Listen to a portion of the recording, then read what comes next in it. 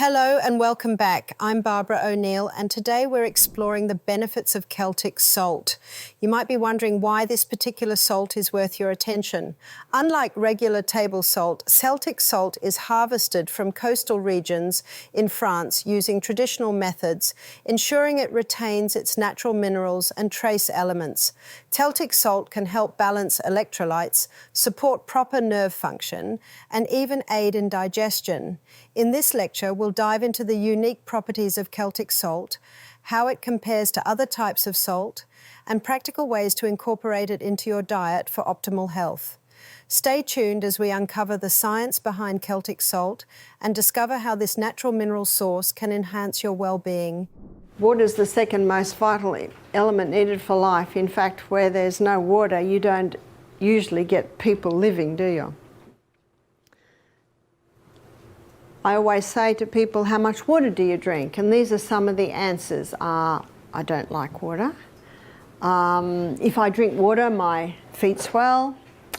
If I drink water, I'm going to the bathroom all day. Those last two answers tell me that the water's not getting inside the cell. So how do we get the water inside the cell? We have to go to the third most vital element needed for life, and that is sodium. The fourth most vital element needed for life is potassium. So let's go back to sodium. In nature, we find the highest amount of sodium in seawater. And seawater contains 92 minerals. Of those 92 minerals, 30%, approximately 30% is sodium, and of those 92 minerals, approximately 50% is chloride. Now, because sodium chloride take up the most amount, they're the first crystals formed when the water is evaporated. So what man does is he scoops up the first crystals formed, he bleaches them white, puts aluminium with it so that it runs freely, and there's your table salt. Table salt is a dangerous salt because we now have two very harsh minerals that if you were to inject both of those into the blood, you would die. There's two harsh minerals and they need all the other 90 to soften them and balance them. The highest concentration of mineral inside the cell is potassium. The highest concentration outside the cell is sodium. And in this bilayered membrane that is around every cell, there are sodium-potassium pumps. And these sodium-potassium pumps are ever going like this, maintaining the balance between potassium and sodium. But when someone's not eating enough fruits and vegetables, and that's where you get most of your potassium, and they're putting table salt on everything far too much, what happens now is sodium levels rise and potassium levels drop.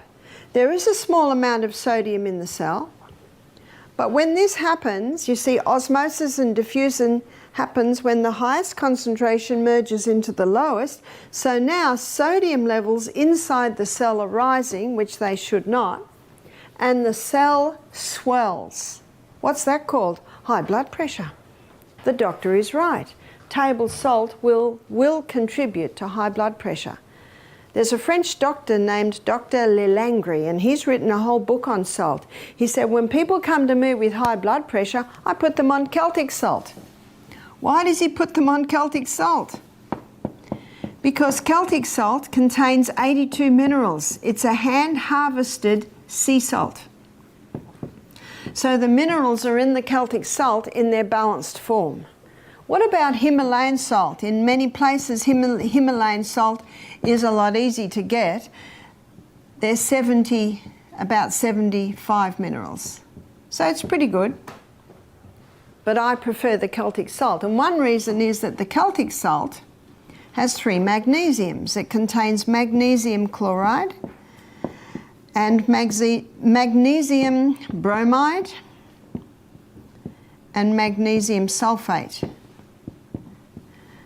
Magnesium is a water-hungry molecule, And this explains why the Celtic salt is such a moist salt, especially when we've had a lot of rain, because those 3 magnesiums absorb the moisture. And because magnesium is a water-hungry molecule, it can be used to help the water get into the cell. So when you take a crystal of Celtic salt, put it on your tongue, and some say, how big's a crystal? Well, if you've got high blood pressure, start small, about the size of a sesame seed. I don't have high blood pressure, so I might have about 3 times little sesame seeds. Put it on your tongue, your mucous membranes start absorbing the minerals, the magnesium is taken to the cell membrane, and you drink your water, and that magnesium pulls that water inside the cell. It's the quickest way to hydrate a body.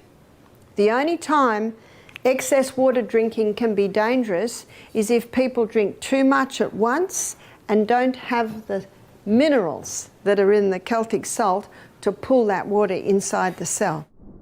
Celtic salt offers more than just flavour, it helps improve hydration. The magnesium in Celtic salt is crucial for water absorption, allowing water to move into cells more effectively. This can be especially useful for those who struggle with dehydration or fluid imbalances.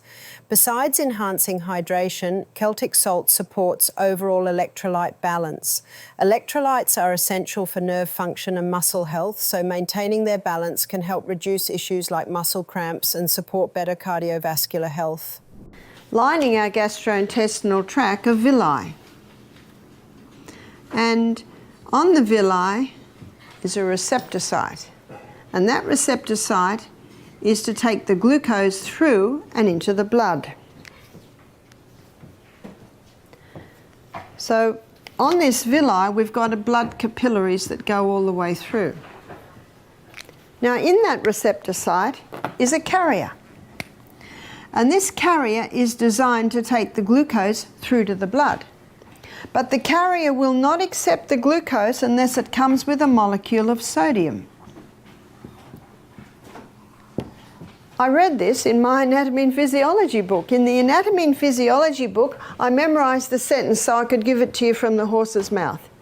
Sodium is the main transport system of glucose across the brush border wall and into the blood.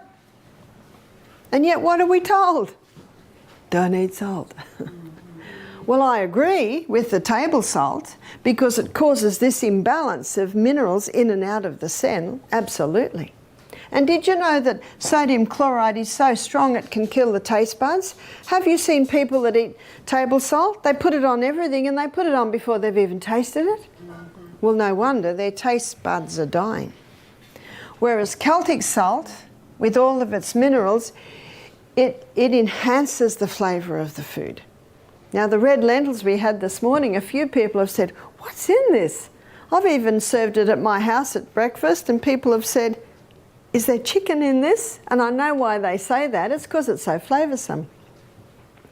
Well, it has a little olive oil, some herbs, nice if you can get fresh or Italian herbs, and some Celtic salt and a bit of turmeric, that's it.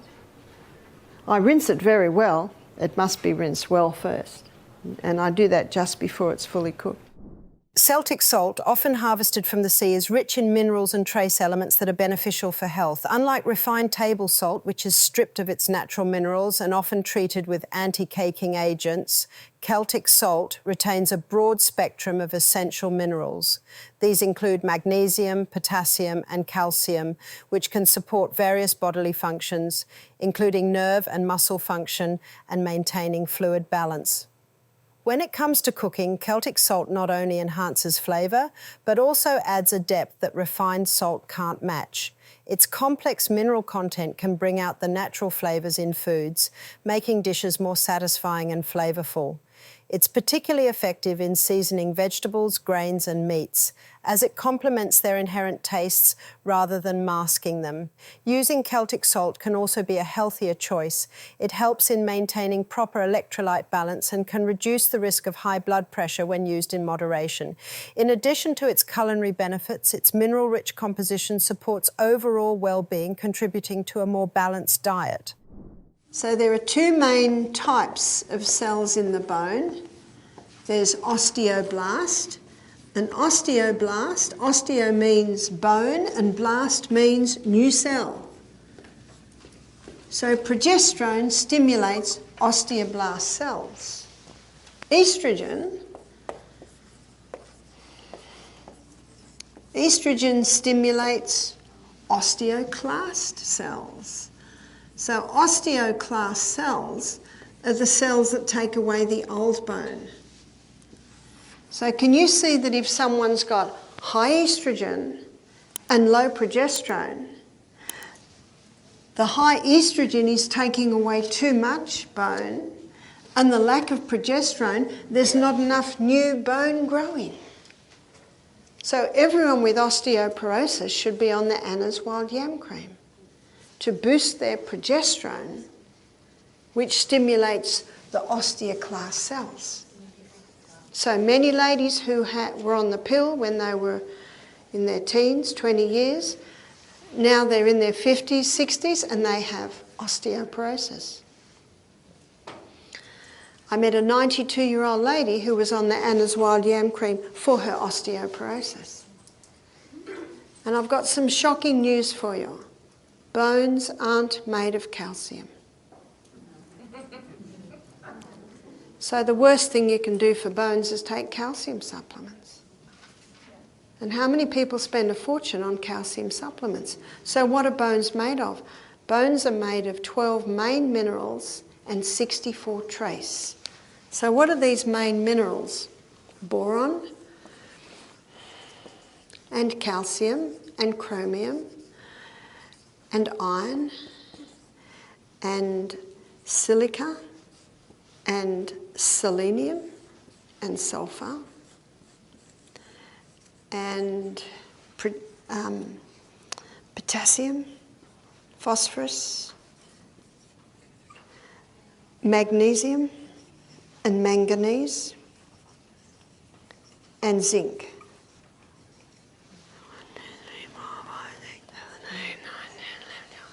Got it. They're the 12 main minerals that bones are made of, and 64 trace. So it's not rocket science, students. What do bones need? Minerals. So where do we get that?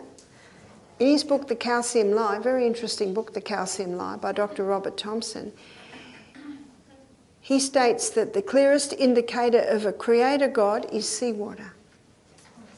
Because seawater has all of these minerals in that exact proportion. And I've got some good news. We don't have to drink seawater. So what we can do is take the unrefined sea salt. So seawater contains 92 minerals. Celtic salt, and apparently the local health food shops sold out of Celtic salt this week. Natural Green does have some. I was there today. Okay. 82 minerals. In fact, I gave meetings a few years ago now in a little town in Australia, and near the end of the week, the health food shop guy rang us up and he said, "What's going on?" I've sold out of Hawthornberry, I've sold out of Celtic. Who are you? And Himalayan salt, it has the 75 minerals, so it's fairly close. And be careful when they say sea salt, because the first crystals formed is sodium chloride. So in seawater, 30% of the minerals is sodium and 50% of the minerals are chloride. So the first crystals formed is sodium chloride. So they're a bit impatient. They scoop that up, bleach it white, put aluminium with it to make it run freely. There's your table salt. And yes, they can say sea salt because it came from the sea. But when our body tastes salt, it thinks it's getting the minerals. And so what happens is it causes this mineral imbalance. And it causes a fluid imbalance because sodium, of course, influences the fluid in the body. And because of the imbalance, we looked at that when we looked at heart, it can cause high blood pressure.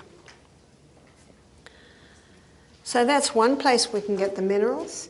Dr. Robert Thompson says a small crystal of Celtic salt on your tongue before you start each glass of water, all that will do is replace the minerals you lost yesterday. You lost it in your perspiration, you lost it in your urine, you lost it in your colon. And those minerals need to be replaced. Celtic salt supports bone health by providing a broad range of essential minerals. Unlike refined table salt, Celtic salt retains minerals like magnesium, potassium and calcium that are important for bone health. Magnesium helps convert vitamin D into its active form, aiding calcium absorption. Potassium helps counteract acid in the body that can weaken bones, while calcium is crucial for maintaining bone strength. The minerals in Celtic salt also support proper hydration, which is key for bone health. Good hydration helps ensure that these minerals are effectively transported to the bones and that the body maintains a healthy fluid balance. This balance can prevent issues like dehydration, which can negatively impact bone health.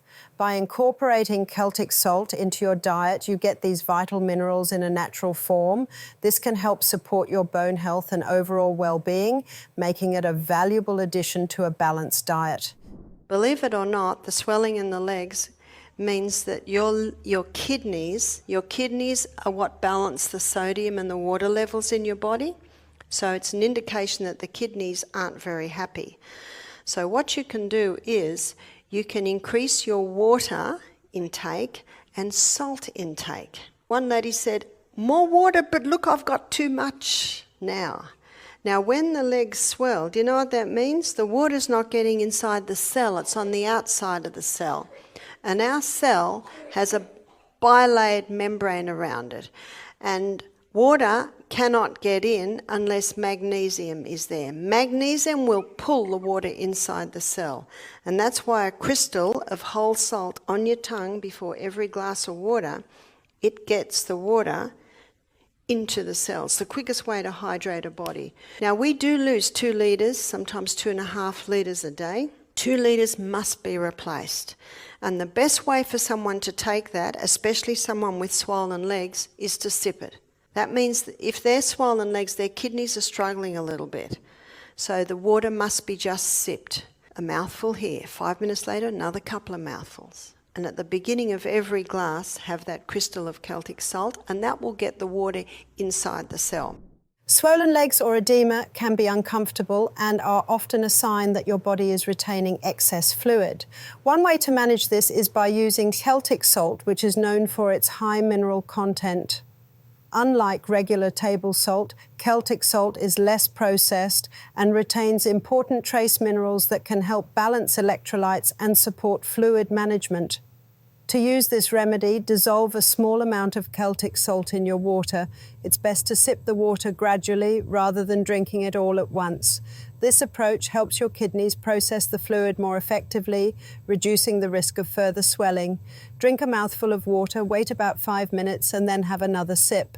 Incorporating small, frequent sips of water can prevent your body from becoming overwhelmed. Along with this, gentle exercises like leg stretches or short walks can improve circulation and further help reduce swelling. Remember though, if your legs remain swollen or the condition worsens, it's important to consult a healthcare professional to address any potential underlying issues. Now, Barbara, you are big on Celtic sea salt. You love Celtic sea salt, you take it regularly. Can you explain exactly the method? Is it something that you put in your water? Do you put it in your mouth first? How exactly can somebody take Celtic sea salt? Okay, so let me explain it. And I got this information from a few sources, and one of the sources is Dr. Robert Thompson, who wrote the book, The Calcium Lie, and he believes the clearest indicator of a creator God is seawater, because seawater has 92 minerals, the exact same mineral and proportion and balance as is found in the body. And the closest to seawater is Celtic salt.